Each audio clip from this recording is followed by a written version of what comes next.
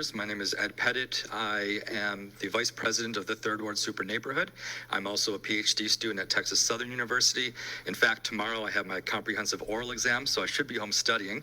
But I thought coming here today was important because I think our conversation is about more than bike lanes. It's even more than drainage. It goes to the very core of how our citizens interact with their elected representatives.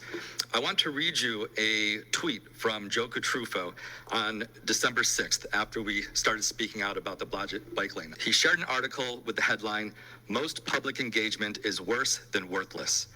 And in his tweet, he posed the question, if you're having the public draw bike lanes, think about why. What expertise do they have that your bike planners don't? Well, I want to answer his question today.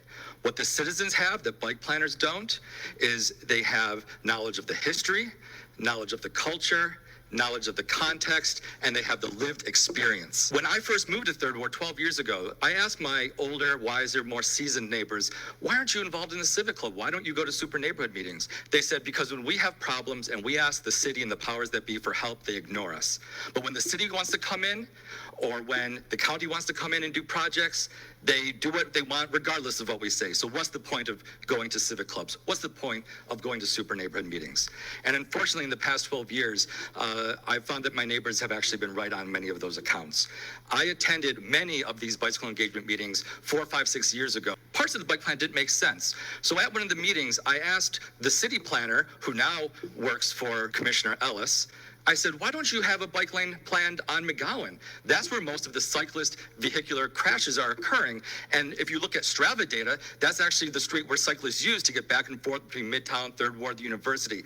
And he said, oh, well, it's an engineering thing. You wouldn't understand. When they started putting in bike lanes on Gray Street, I asked the city planner, why are you doing a two-way bike lane on a one-way busy street without fixing the signage first and without actually having it able to connect to Columbia Tap, which is the main spine for bicyclists in the neighborhood? He said, well, don't worry about that. Our consultants from Canada approved the design. There's a history of resident voice not being heard. And I can tell you, I didn't have much hope that Councilmember Shabazz would be any different than folks that preceded her. But she has proved me wrong. She has had the backbone to stick up to Rice Management Company, to stick up to the commissioner, to stick up to all of these groups coming in, telling the residents of Third Ward that they know best what the residents need. And that is not the case. So my question to everyone here, including you, sir, Mayor, do you agree with Joe Catrufo that public engagement is worse than worthless? Thank you very much. Next.